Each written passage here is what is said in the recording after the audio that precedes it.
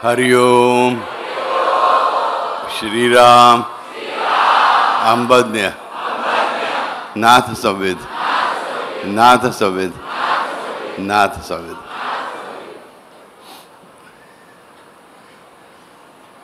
नंदी पक्ष आपण साजरा करतो. जगात सर्वत्र साजरा होतो. 3 गुरुवार आपण वालुकेश्वराचं पूजन केलं. मागच्या गुरुवारी आपण जनाबाईची भक्तश्रेष्ठ जनाबाईची कथा ऐकली. विठ्ठल भक्त जनाबाई वेगळी, शिवभक्त जनाबाई वेगळी. आज आपली छोटीशीच एक लहानशी कथा बघायची आहे. शिवरात्रीशीच जोडलेली, शिवाशी जोडलेली, या शिवभक्ताची परमात्म तत्वाशी निकटचं नातं असणार आहे. तर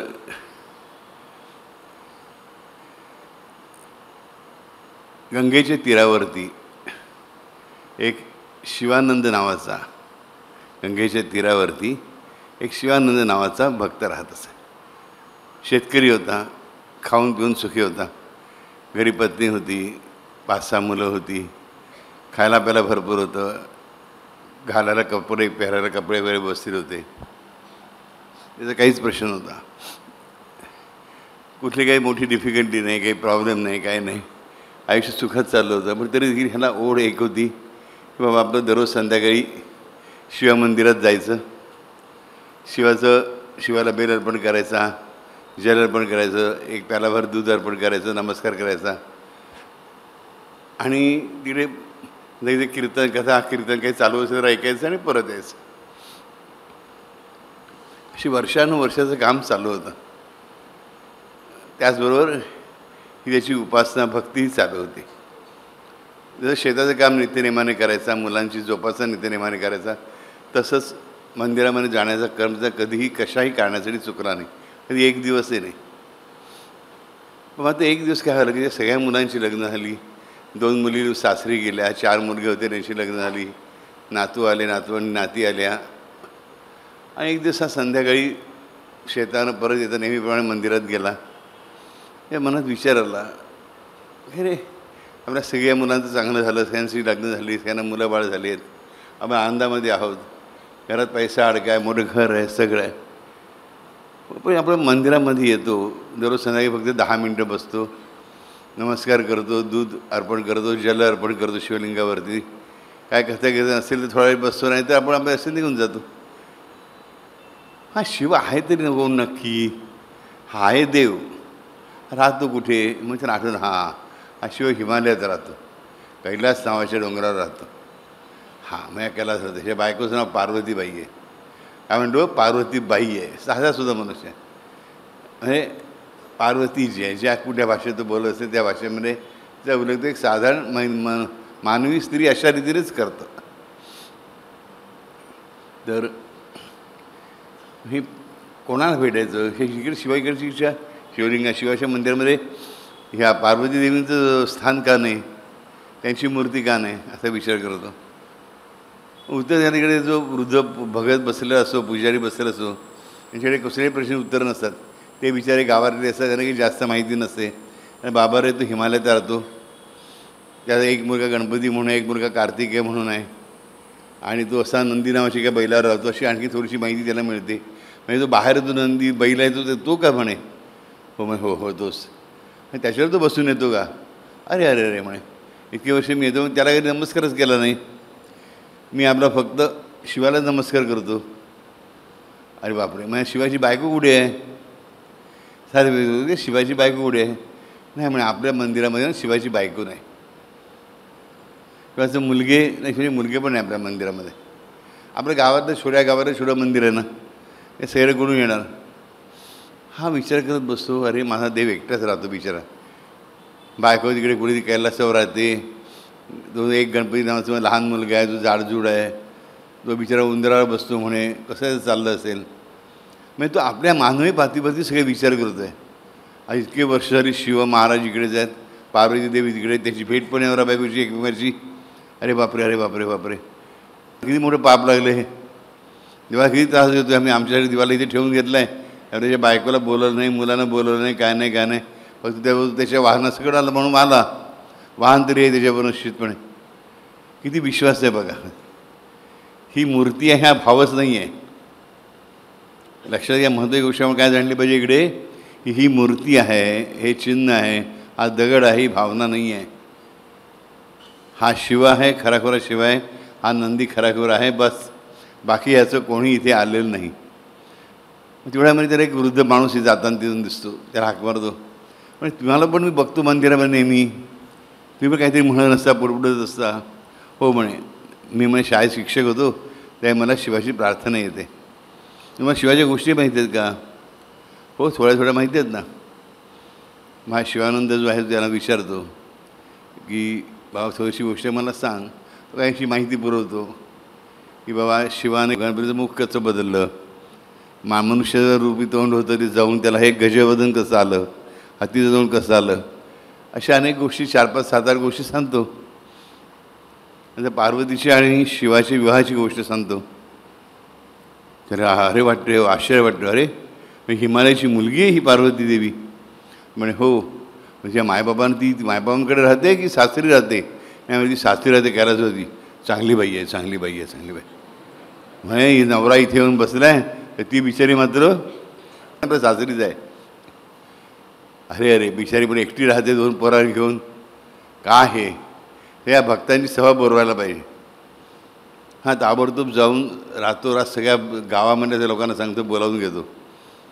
एक तर अर्धे लोक चिडलेले असे, रात्री येऊन कोणी झोपमोड घेणे केली म्हणून. आणि ह्याने बोलवली सभा. ह्याला विचारतो कोण? साधा मनुष्य. काय गावचा मुखिया नाही, काय ठाकूर नाही, काय नाही, काय नाही, काय नाही, कोणीसुद्धा येत नाही संध्याकाळी. हा म्हणतो मी एकटाच बसलो आहे. शिवाला म्हणतो, शिवा तू आणि मी आपणच काहीतरी ठरवूया. बघ बाबा, तुला कसं शोभतं काय? तुला असं वाटत नाही का की बायकोला जाऊन भेटावं, मुलांना जाऊन भेटावं, मुलांची लग्न करायला पाहिजे तुझ्या? त्याचं काय बेत आहे? मला तुझ्या मुलाचं लग्न झालं आहे की नाही माहीत नाही. तू माझं ऐक, तू या नंदीवर बस आणि ताबडतोब चालू लाग. हे सगळे भक्त लोक आहेत ना, स्वार्थी आहेत. मला ह्यांचं वागणं काही अजिबात बरोबर वाटत नाही.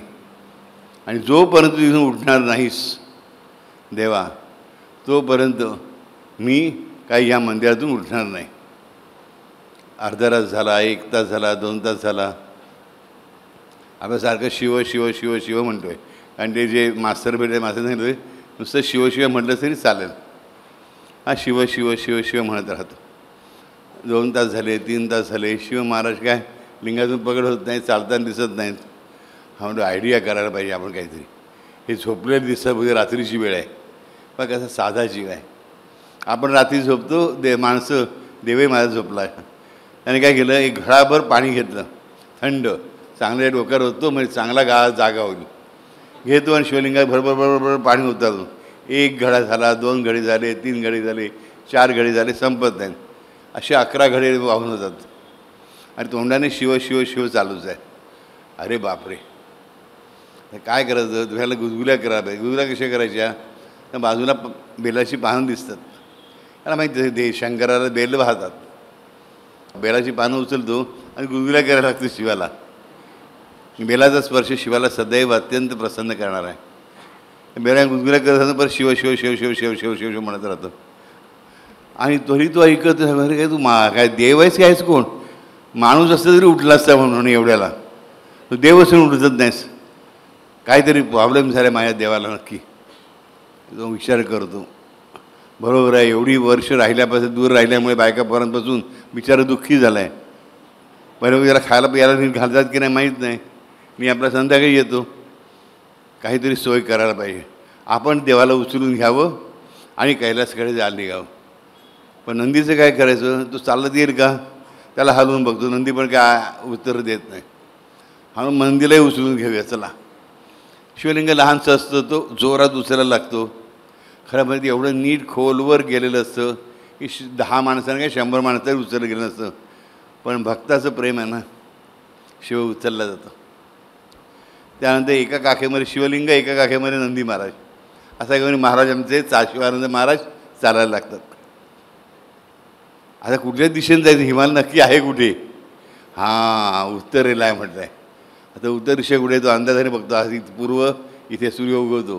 ही पश्चिम मावळतो, ही उत्तर असणार. आपण जाऊया. उत्तरेकडे चालायला सुरुवात करतो. चालता चालता चालता त्याला नस्यामध्ये एक 2 अडीच 3 तास चालल्यानंतर त्याला कळत की आपण ज्या दिशेने चाललो त्या दिशेला गंगा नदी आहे. ना गोष्ट उत्तर प्रदेशमधली आहे. गंगा नदी आहे. ही गंगा नदी दिसते खूप मोठी आहे नदी. तो विचार करता गंगा नदी मला माझ्याकडे काही पैसे नाहीत, मी बरोबर पैसे नव्हते आणले त्या मंदिरामध्ये. नावाडी दिसतो आहे, रात्रीची वेळ आहे, नावाडी मी घेऊन गेला असता, पण माझ्याकडे पैसे नाहीत, कसं घेऊन जाणार. तर आपण आम्हाला चालतच जाऊया. तेव्हा तू नावाडी धावत येतो, अरे कुठे वेळासारखं चाललं आहे तू चालत, बुडशील. नदीमध्ये काठाला सुद्धा तुझ्या डोक्यावरून पाणी आहे म्हणे. चला माझ्या बोटीत बस, मी तुला सोडतो. आम्ही असं फुकट नाही घेणार बाबा मी तुझं काय, मी कधी काही कोणाचं फुकट घेतलं नाही आणि माझ्या देवाला घेऊन चाललो आहे तर अजिबातच फुकट घेणार नाही. आणि देवाला असं फुकट काहीच चालत नाही. अरे तू देवाला कोणी घेऊन चालला आहे, तू देवाच्या मूर्तीला घेऊन चालला आहेस. पहिल्यांदा एक माणूस भेटला, तुझ्याला सांगतोय देवाला कोणी घेऊन चालला आहेस, तो देवाच्या मूर्त्या घेऊन चाललायस. अरे चल मूर्ख आहेस काय, हा साक्षात शिव आहे. हे शिवाची मूर्ती असं मला कोणी सांगितलं नाही. हा साक्षात नंदी आहे. आमचं पुजारी असं नाही बोला की नंदीची मूर्ती आहे. हा नंदी आहे, हा शिव आहे, हा शिवच आहे. मग हलत बोलत का नाही, का बोलत नाही ते मला माहीत नाही. हा हलत का नाही ते मला माहीत नाही. हा चालत का नाही हे मला माहीत नाही. मग मेला असेल तुझा देव, नाविक म्हणतो. हा तो मेलेला नाही, देव कधी मरत नाही, देव नेहमी असतो. काय ठाम विश्वास आहे बघा. आपल्यासोबत जशी देवाची मूर्ती काही बोलत नाही, तशी त्याचं शिवलिंगही बोलत नाही, नंदी बोलत नाही, हालचाल करत नाही, पण त्याला कसली शंका नाही आहे, लक्षात ठेवा. नावाडी पण बघत ठरवतो काय या माणसाची भक्ती आहे, काय माणसाचा विश्वास आहे. आणि तो बोटीतून घ्या दुसऱ्या तीरा घेऊन जातो आणि म्हणजे देव बा समोर काशी विश्वनाथांचं मंदिर आहे, या शिवाला तिकडे घेऊन जा. काय बघ काय काय झालं, काय चमत्काराचं मला माहीत नाही. हा घेऊन जातो. मंदिर बंद असतं, पण रात्री कोण 1:30 वाजता 2 वाजता उघडणार आहे मंदिराबरोबर. हा शिवलिंग एका घेऊन काखेमध्ये शिवलिंग, एका काखेमध्ये नंदी घेऊन उभा राहतो. ए बाबा विश्वनाथ, तुझं नाव इथे विश्वनाथ आहे, आम्ही तुला तिकडे शिवशंकर म्हणतो, ते विश्वनाथ नावाने बसलेत, एवढी नावं कशाला घेतोस. अशी 2-2, 3-3 नावं चांगली लोक ठेवत नाहीत, लबाड लोक ठेवतात. काय म्हणतोय, 2-2, 3 नावं घेऊन कोण वापरतात, चोर लोक वापरतात, लबाड लोक वापरतात. तू चोरांचं नायक बी कायस की काय, तू देवांमधला चोर तर नाहीस ना. आणि महत्त्वाची गोष्ट म्हणजे शिवाच्या नावांमध्ये, रुद्रामध्ये एक नाव आहे स्तेनांचा अधिपती, म्हणजे चोरांचं नायक हे जोरा शिवाचं नावच आहे. त्याला याची कल्पना नाही आहे. मग काय होतं, काय नाही ना आपण गुरु येतात इकडे जो आहे ना शिव झोपलेला, आम्ही म्हणतो आता एकदा काहीतरी ठरव, तुझ्या हातात आहे तो शिव की जो आत आहे तो शिव. काय वेडा आहेस काय, आणि तो माणूस नाही आहे, तो देव आहे. तो इकडे पण आहे आणि तिकडे पण आहे. अरे असं कसं असेल, नावडी घ्यायला विचारतो. इकडे पण आहे तिकडे पण आहे, असं कसं काय असू शकेल. एक तर आत असला पाहिजे की बाहेर असला पाहिजे. तू आतमध्ये आहेस का, नाही. तू बाहेर आहेस ना, मग तू आतमध्ये गेलं तर बाहेर असशील का, नाही. मग पण देव कसा असतो ते मला माहीत नाही, कसा असतो ते मला माहीत नाही. पण देव तिथेही आहे, तो पण देवच. हाय आहे पण तो पण देवच. मग ते वेगळे वेगळे आहेत का, हे भाऊ आहेत का, अरे जुळे भाऊ असतील, नाही नाही, तो एकच आहे, तो शिवच आहे, तो माझा शिवच आहे. पण कशावरून, तुला कोणी सांगितलं, मला कोणी सांगितलं नाही रे बाबा, मला आपलं असं वाटतं. असं वाटून काय उपयोग आहे म्हणे. तुला उद्या वाटेल की हे सगळं राज्य तुझं आहे, ही गंगा नदी तुझ्या मालकीची आहे, ही गंगा नदीला तू म्हणशील की मी डोक्यावर बसून घेऊन जाईल, घेता येईल का तू एवढी मोठी नदी डोक्यावर. आणि मला असं मूर्खासारखं कसं वाटेल, काय होतं रे तू, मला अशा मूर्खासारखं काही वाटणं शक्य नाही. मला जे वाटतं ते चांगलंच वाटतं आणि नीटच वाटतं. आत आहे तो देश शिवच आहे. नावाडी आपला बाजून बसतो, त्यालाही परत त्याची घाई नसते, ह्याची मजा बघता आली ते बघायची, मग बसतो तिकडे. हा विचार करतो काय, त्याने जागं करायला पाहिजे. हा अशी मूठ घेतो आणि दरवाज्यावर मारायला सुरुवात करतो, ठाक ठाक ठाक ठाक ठाक ठाक, शिवा शिव शिव शिव शिव शिव शिव शिव शिव शिव. शिव काय दाद देत नाही, कोणी दरवाजा उघडत नाही. हा विचार करतो शिवाचा नंदी इथे उदित चरत असला पाहिजे. पण आजूबाजूला शोधतो तिकडे एक काशीनगरीमध्ये अनेक बैल सोडलेले असतात, असे देवाला म्हणून सोडलेले असतात, त्यांना सांड म्हणतात. तसा एक सांड तिकडे फिरत असतो. ह्याला वाटतं हाच नंदी आहे. अरे वा वा वा, शिव महाराज झोपलेत पण नंदी झोपला नाही आहे, आपण नंदीशी बोलूया. हा नंदीच्या दिशेने जायला लागतो. तो सांड जो आहे ताबडतोब शेंग रोखून मोकळा होतो.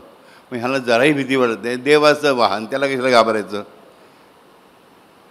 तो ह्याला उचलून शिंगावर घेतो नंदी. अरे वा वा वा वा, हा मला शिवाकडे घेऊन जाणार. काय विश्वास आहे बघा. आणि तो शिंगावर उचलून घेऊन त्याला आता आपटणार. त्यामुळे त्याला वर्षावर उचलून घेऊन कोणतरी बाजूला ठेवतं. हा बघतो अरे आपलं कोणी बाजूला काढलं. कोणती बाई उभ्या आहेत, खूप सुंदर आहेत, भरपूर अंगावर दागिने वगैरे घातलेले आहेत. तर हा नमस्कार विचारतो, बाई आपण पार्वती माता का? हो मी पार्वती. तुझी भक्ती म्हणून मी प्रसन्न झाले आहे. शिव महाराज झोपले आहेत म्हणून मी स्वतःहून पुढे आले. बाळा तू शेतावरून निघालास आणि थेट देवळात गेलास. देवळात तू इकडे आलास, तू जेवला पण नाहीस, तुला भूक लागली असेल ना. मी अन्नपूर्णा आहे. हो हो मला माहिती आहे, तुझं एक नाव अन्नपूर्णा आहे. तुझी देव लोक भरपूर नावं ठेवता म्हणे, हे काय बरोबर नाही. किंवा ते राहू दे, पण आधी शिवाला चल माझ्याबरोबर, तर शिवाला घालते. हा म्हणतो मी काही शिवाला भेटल्याशिवाय जेवणार नाही. अरे पण तुझी इच्छा काय होती की शिवाशी आणि माझी भेट व्हावी. अरे मी तुला भेटले ना. अरे तू भेटलीस पण शिव कुठे तुला भेटला आहे? अरे तुझ्या काखेत आहे ना, तो दे माझ्याकडे. मी भेटलो ना मी. छे छे छे छे छे छे छे, तू कशी माझ्याशी बोलतेस? ह्याने तुझ्याशी बोललं पाहिजे. ह्या शिवाने तुझी क्षमा मागितली पाहिजे. एवढे वर्ष तुझी आबाळ करून निष्काळजीपणे हा तिकडे राहिला आमच्या गावाला, हा काय बरोबर नवरा नाही. जोपर्यंत हा तुझी माफी मागत नाही तोपर्यंत मी अन्नाचा घास घेणार नाही. अरे 2-2 पोराने बायकोला सोडून फिरतो कुठे? देवी पार्वतीला समजावून सांगायला बघते, हा काय ऐकत नाही. तेवढाच सकाळ होते. तिकडे त्याला समोर येताना भारद्वाज ऋषी दिसतात. पार्वती म्हणते ते बघते महान ऋषी आहेत, त्यांचं नाव आहे भारद्वाज. त्यांना जाऊन विचार काय करता येईल ते. शिव माझं काय ऐकत नाही आहे. अजून ब्राह्मणमुहूर्त व्हायचं आहे. हे भारद्वाज ऋषी त्याच्या आधीच गंगेवर आलेले आहेत. भारद्वाज ऋषीचे पाय पकडतो आणि त्यांना सांगतो की असं असं आहे, मी काय करू मला सांगा. भारद्वाज ऋषी सांगतात, कधी काळजी करायची लक्षात ठेव. आपल्याला काय येतं आणि आपल्याला हा सांगतोय ना की मला काही मंत्र येत नाही, तंत्र येत नाही, मला काही शास्त्र येत नाही, काही नाही काही नाही, माझं कसं होणार. पण हे तू देवालाच विचार बाबा, हे काय सांगण्याची माझी कॅपॅसिटी नाही. पण तुला एवढं सांगतो की देव सर्वांचा आहे आणि देव भोळ्या भक्तांचा भुकेला आहे, भोळ्या भावाचा भुकेला आहे. तो नक्की जागा होईल. मी तुझ्यासाठी एक काम करतो, मी हाक मारली की शिव नेहमी ओढ देतो. काय म्हणतात भारद्वाज ऋषी, मी घरी हाक मारली की शिव नेहमी ओढ देतो. आणि मी त्याला हाक मारतो, तर ते त्याला हाक मारतात.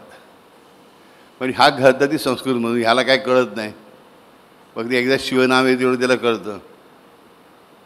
आणि त्याबरोबर दरवाज्यात आपोआप शिव महाराज बाहेर येतात. हातात त्रिशूळ वगैरे धरलेलं आहे आणि पार्वतीकडे जाऊन उभे राहतात. पार्वतीचा हात हातामध्ये घेतात. त्यांच्या एका बाजूला गणपती, एका बाजूला कार्तिकेय आहे. हा एकदम खुश होतो, त्याच्या मनासारखं झालं. हे कुटुंब परत एक झालं, मिळालं. तो लांबून नमस्कार करतो वळून. बघा एरवी कोण असतं तर आपण असतो तर काय केलं असतं, अरे देवा मी मी मी मी मी मी केलं, मी तुला इकडे आणलं, मी तुझ्या बायकोची भेट घालून दिली, मी तुझ्या मुलांपर्यंत बाप मिळवून दिला. मी मी मी मी मी आपला मी कधी संपत नाही. त्याचा मी कधी सुरूच झाला नव्हता. त्याचा फक्त तू तू तू तू देवा तू, हा तूच होता. आमच्याकडे फक्त मी मी मी मी मी आहे, त्याकडे फक्त देवा तू तू तू तू तू होता. त्यामुळे तो देव भेटल्यावर हा खुश झाला. त्याला काय मान सन्मानाची गरज नाही आहे, पार्वतीच्या जेवणाची पण त्याला गरज नाही आहे. तो वळतो तर बघतो की जेवणा तो पाऊल पुढे टाकतो तेवढी गंगाधरी लांब सरकताना त्याला दिसते. हे काय बाबा जादू चालली आहे, ही या देवानेच काहीतरी जादू केली. नमस्कार करतो जाक्षागी आणि म्हणतो, देवा तू तुझी घरी येऊन पोचलास. आता मला गंगा नदी पार करून जायचं आहे. तू नावाडी पण उभा आहे, नावाडी मला न्यायला पण तयार आहे. नावाडी पण हालचाल पण करत नाही. नावाडी जो पण झोपला आहे बहुतेक नावेमध्ये. मी काय करू सांग मला.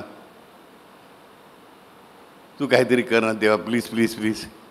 त्या काळात प्लीज म्हणायची की नाही मला माहीत नाही, पण आपण म्हणूया please please please please please. देवा मला प्लीज घरी जाऊ दे, माझी बायको वाट बघत असेल रे, ही बिचारी जेवली पण नसेल. त्या देव लगेच प्रगट होतो. माहिशाने बघितलं असतं ना, तो देव आता ह्याच्यासमोर उभा राहतो. शिव महाराज, आता तुला तुझ्या बायकोची आठवण पडली काय? मला म्हणून शहाणपणा शिकवत होतास की बायकोला सोडून राहिलं म्हणून. तू पण बायकोला उपाशी ठेवूनच घरी इकडे आलास ना. तू काय मला गोष्टी शिकवतोस? शिव महाराज आहेत ते, भोळे महाराज आहेत. बरोबर, भक्तांना अत्यंत प्रेम करणार आहेत. आपलं देवा तसं नाही. आम्ही काय रे, 4 लोकांना बघतो. तू सगळ्या माणसांनाच नाही, किड्या मुंग्यांना पण बघतोस, सगळ्या प्राण्यांना बघतोस, वनस्पतींना बघतोस. सगळ्यांचा तू राजा आहेस, सगळ्यांचा तू देव आहेस, सगळ्यांचा तू वैद्य आहेस, सगळ्यांचा तू मदत करतायस, सहाय्य करतायस, तारणहार आहेस, पालनहार आहेस. सगळं काही तुझ्या समाज मगाशीच मास्तरांनी सांगितलं. त्या देवा तुझे हार होऊ नये असं वाटणं मला स्वाभाविक नाही का? कारण आमची काळजी तू घेतोस, तुझी काळजी घ्यायला कोण नाही रे. तुझी काळजी घ्यावीशी मला वाटते. पण आता गावाला मी जाणार परत. शिवलिंगात त्याचं विलीन झालेलं असं शिवामध्ये. आता आमच्या गावाच्या देवाचे लोक देवासंबंधी लोक विचारतील की आपला देव कुठे गेला, तर मी काय सांगू रे देवा? अरे तू सांग ना, मी त्याला त्याच्या घरी पोचवला म्हणून. बरं म्हणे, मी तसं सांगतो. पण आता माझं हे गंगा पण लांब लांब लांब लांब जात चालले, तर काय करू मी? ही अशी बाधा का उत्पन्न झाली? काय म्हणतो? ही अशी बाधा का उत्पन्न झाली? शिव म्हणतो, ही बाधा मी सहज दूर करीन. पण तुझ्या जीवनामध्ये कुठलीही बाधा कधी उत्पन्न होणार असेल तर लक्षात ठेव, माझ्या ह्या 3ऱ्या डोळ्यापासून मी अग्नी उत्पन्न करतो आणि तो अग्नी मी तुझ्याबरोबर देतो. आणि त्या अग्नीचा मंत्र म्हणजे बाधा निवारक मंत्र. जो बाधा निवारक सुदीप आपण लावतो, तो बाधा निवारक सुदीप हा त्या मंत्राच्या संकल्पनेतून निर्माण झालेला आहे. तो बाधा निवारक सुदीप म्हणून शक्यतो जे आपण नवीन घरात राहायला गेलो, 1-3 महिने ते सतत दररोज लावा. 1 किंवा 2 किंवा 3, आपली जेवढी इच्छा असते त्याप्रमाणे 3 महिने नवीन घरामध्ये लावा. त्याची व्हायब्रेशन चांगले होतात. प्रत्येक रूममध्ये लावला तर अधिक चांगलं. एरवीसुद्धा प्रत्येक आम्हाला 1-1 सुदीप लावायला काय हरकत आहे, सहज जमू शकतं. पण घरातली वाईट व्हायब्रेशन्स, वाईट गोष्टी बाहेर पडतात, निघून जातात. प्रत्येक बाधेचं तो निवारण करतो, कारण तो शिवाच्या 3रा डोळ्याचा प्रतिनिधी आहे. बाधा निवारक सुदीप लावणं म्हणजे शिवाच्या 3रा डोळ्याचा प्रतिनिधी आपल्या घरात असणं हे लक्षात ठेवा. 1 सुदीप तर लावायचा आहे. आपल्याला माहिती आहे सुदीप आपण घरी लावला आणि घरातून आपल्या बाहेर जायचं 2 तासांनी, तर आपण त्याला शांत करू शकतो. डावा हात मागे करायचं, उजव्या हाताने फुलं हातात घ्यायची किंवा पानं हातात घ्यायची कुठली, आणि देवा जी ज्योत आहे ती शांत करायची. घरी आल्यानंतर परत लावला, बरोबर. पण हा बाधा निवारक सुदीप आपण खरंच सगळं मनापासून वापरला पाहिजे, कारण हा शिवाच्या 3रा डोळ्याचा प्रतिनिधी आहे. तो जो मंत्र होता त्या मंत्रानेच ही संकल्पना पूर्णपणे तयार झाली. त्या प्रत्येक सुदीपबरोबर तो मंत्र आपल्याकडे येतो हे लक्षात ठेवा. हा माझाच संकल्प आहे. इतकी साधी गोष्ट आहे. तर coming back to the story आहे. तर तू जा आणि तुला तिथे एक दीप मिळेल, म्हणजे देडीवर म्हणजे उंबरठ्यावर, देडीवर म्हणजे उंबरठ्यावर उंबरठ्यावर जो दीप मिळेल तो दीप तू लाव. तुझ्या प्रत्येक बाधेचं निवारण करेल. आणि तो दीप जो आहे तो कधीच संपणार नाही. हा बसतो नावेमध्ये, परत आपल्या गावाला येतो आणि मंदिरात जातो. आता तो बरोबर उजाडलेला आहे, ते लोक जमा झालेले आहेत. हा म्हणतो तर लोक चौकशी करतील की शिव कुठे आहे म्हणून. मग कोणीच काही विचारत नाही. उलट सगळेजण काही समारंभाच्या मनस्थितीत आहेत, समारंभाच्या मनस्थितीत, उत्सवाच्या मनस्थितीत आहेत.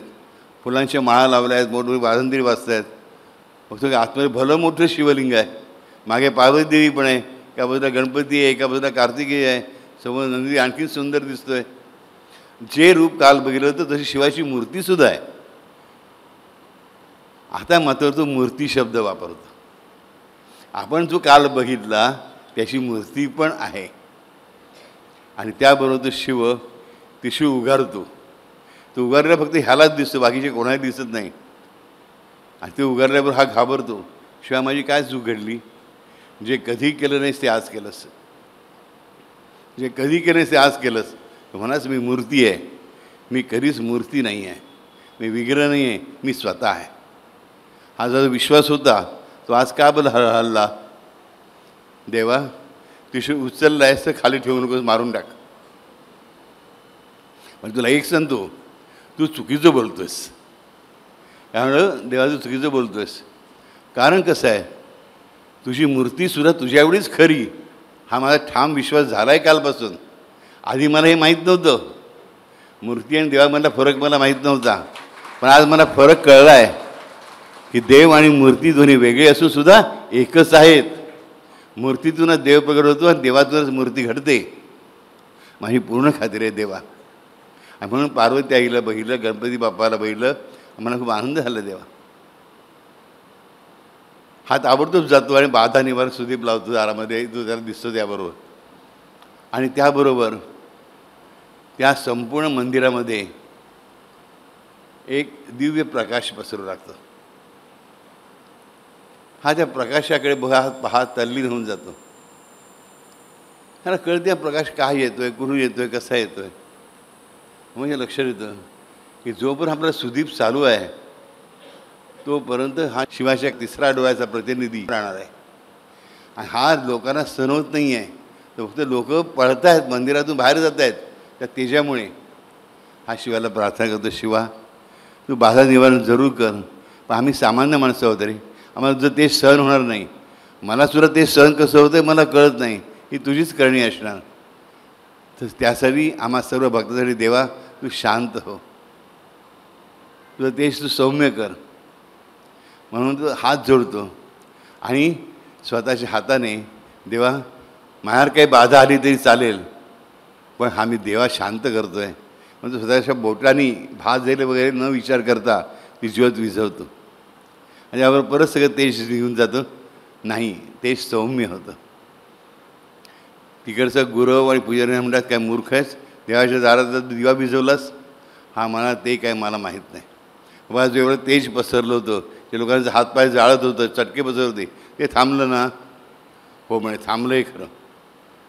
आणि मग मला एक सांग म्हणे, तूच रात्री बसला होतास नाही, पार्वतीची मूर्ती आणली कोणी. हा म्हणतो मला माहीत नाही. उत्तर किती खरं आहे विचार करा. आणि त्याला खरंच माहिती नाही हे कोणी आणले इकडे. ही पार्वती आली हे त्याला माहिती आहे, पण ते लोकांचा विश्वास नाही आहे. त्यांच्यासाठी काय पार्वतीची मूर्ती कोणी आणली, गणपतीची मूर्ती कोणी आणली, हा उत्तर द्यायला तयार नाही आहे. शेवटी लोक ठरवतं ह्यानेच काहीतरी लबाडी केले, हाच काहीतरी स्वतःचा मोठेपणा मिळायला बघतोय, ह्यालाच पकडून राजाच्या ताब्यात द्यायला पाहिजे, की हा काहीतरी बंधुगिरी करायला बघतोय. हा म्हणतो देवा शिवा, अरे महादेवा, माझ्या बाधा दूर कराव्यास म्हणून तू बाधा दीप लावायला लागलास आणि ताबडतोब बाधा उत्पन्न झाली, मला अटक करतायत, राजाकडे नेत आहेत. तेव्हा बघतो राजाच वाजत गाजत येत असतो तिकडे. त्याला कळेल असं या मंदिरामध्ये मूर्ती प्रगटली पार्वतीची, म्हणून काशी नरेश स्वतः आलेला असतो दर्शनासाठी पार्वती मातेच्या. काशी नरेश आता गावामध्ये आलेला आहे, काशीपासून लांब आहे, लक्षात ठेव. काशी नरेश पाहिल्यानंतर हा आश्चर्य वाटतं. असे लोक म्हणतात हा काशी नरेश आहे, काशीचा राजा आहे. हा म्हणतो छे, हा तर शिवशंकर, हा कसा काशीचा राजा. काशीचा राजा काही शिवासारखा दिसणार नाही, हा शिवच आहे. तर त्याचे पाय धरतो. राजा म्हणतो माझ्या कशा पाय पकडतोस, हे राम कर, ह्याला माया फक्त मुजरा करायचं असतो. हा छे देवा, सगळ्या जगाला फसव, तू मला फसवू शकणार नाहीस. शांतपणे आपल्या राजाचं रूप सोडून देतो, फक्त यासाठी परत जटाधारी स्वरूप धारण करतो. तू कसं काय रे मला ओळखलंस, कसं एवढा मोठा विश्वास आहे, तुला कसं काय वाटतं मी सुद्धा तुला फसवू शकणार नाही म्हणून. अरे देवा, ऋषी मुनींना सुद्धा जे मिळू शकत नाही ते दर्शन तू मला दिलंस, ते तुझ्या कृपेमुळे. तू मला गंगापार नेलंस आणि आणलंस ते तुझ्या कृपेमुळे.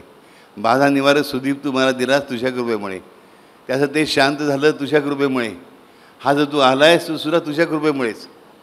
तू मला फसवला नाही साधं तुझ्या कृपेमुळेच. कृपा ही केवलम. त्या तुला शब्द काय निघाले? कृपा ही केवलम. हा अजिबात संस्कृत शिकलेला मनुष्य नाही आहे. हा काय म्हणतो? कृपा ही केवलम. म्हणजे कृपा हेच सगळं अंतिम सत्य आहे. की आम्ही तपश्चर्या करतो, उपासना करतो, भक्ती करतो, प्रेम करतो, यापेक्षाही तो कृपा करतो हे जास्त महत्त्वाचं. शिवम ज्ञानोपदेशरम. शिव ज्ञान देणार आहे. शिवाने त्याला ज्ञान दिलं आणि सगळ्यांच्या देखत शिवाने सर्व लोकांनाही दर्शन दिलं आणि सर्वांच्या देखत त्याने त्याच्या मस्तकावर हात ठेवला आणि एका क्षणामध्ये त्याच्या जटा वाढल्या. आणि हा एकम मनुष्य असा आहे की हा साधू, ऋषिकुमार, ऋषी, महर्षी, ब्रह्मर्षी सन्न बनता थेट शिवाच्या कैलासावरील त्याचा लीला सहचर झाला. आजही अनेक शिवमंदिरांमध्ये शिवानंदाची मूर्ती आपल्याला दिसते, तुंबारूच्या बाजूला उभी असलेली. लक्षात राजांनो, हा जो दिवस होता तो महाशिवरात्रीचा दिवस होता. गाव छोटं होतं पण तिकडे काही उत्सव नव्हता. दुसऱ्या दिवशी उत्सव सुरू झालेला होता कारण पार्वती मातेची मूर्ती आली म्हणून. काशी नरेश आलेलाच नव्हता. काशी नरेशाच्या रूपात कोण आला होता? आता शिव आला होता. पण त्याला कोणी ओळखला? त्या शिवानंदाने ओळखला. आपणही शिवानंद बनायचं की नाही हा प्रश्न आपल्याला सोडवायचा आहे. बनायचं आहे की नाही बनायचं आहे? म्हणा, मला शिवानंद बनायचं आहे. मी शिवानंद बनणारच. मुझे शिवानंद बनना है और मैं शिवानंद बन के रहूँगा. I will be Shivanand one day, suddenly and for ever. नक्की. तर ही शिवानंदाची कथा लक्षात ठेवा. मूर्ती हाच देव आहे, देव हीच मूर्ती आहे. देव आणि मूर्तीमध्ये फरक असला तरी देखील ते एकच आहेत. हे शिवानंदाचं तत्त्वज्ञान आपल्या आतमध्ये आजपासून ठेवूया. साक्षात शिवाने दिलेला त्याचा तिसरा डोळ्याचा प्रतिनिधी म्हणून जो बाधा निवारक सुदीप आहे तो आजपासून आपल्या आयुष्यामध्ये लावायला सुरुवात करूया. लक्षामध्ये शिवानंदाची गोष्ट विसरायची नाही. शिवरात्रीच्या दिवशी ती आठवायची. कारण मनापासून सांगतो, आजसुद्धा अगदी आजच्या काळातसुद्धा हा शिवानंद प्रत्येक शिवरात्रीला ते जे एक मंदिर आहे त्या मंदिरामध्ये येतो. रात्रभर शिवपंचाक्षरी स्तोत्राचा जप करतो सूर्यास्तापासून सूर्योदयापर्यंत आणि सूर्योदयाला लोटांगण घालून परत शिवलोकाला निघून जातो. पण त्या क्षेत्राचा महिमा नसून भक्ताचा महिमा लक्षात ठेवा. आणि तो सुद्धा कोणामुळे? कृपा ही केवलम. शिवाच्या कृपेमुळे, त्या स्वयंभगवानाच्या कृपेमुळे. त्यामुळे लक्षात ठेवायचं की मी नाही. शिवानंदाकडे काय होतं? तू तू तू तू तू. लक्षामध्ये नक्की. यापुढे पहिलं कोण येईल? देव की तुम्ही? देव. रामस्य दासोस्म्यहम. अहम रामस्य दासः असं म्हटलं नाही आहे. रामस्य दासोस्म्यहम. अहम सगळ्यात शेवटी आहे, राम सगळ्यात पहिला आहे. शिव पहिला, मी सगळ्यात शेवटी. राहील लक्षामध्ये? हर हर हर हर हर हर हर हर पार्वती पतये हर हर. हरिओम. श्रीराम. अंबाद. लव यू ऑल.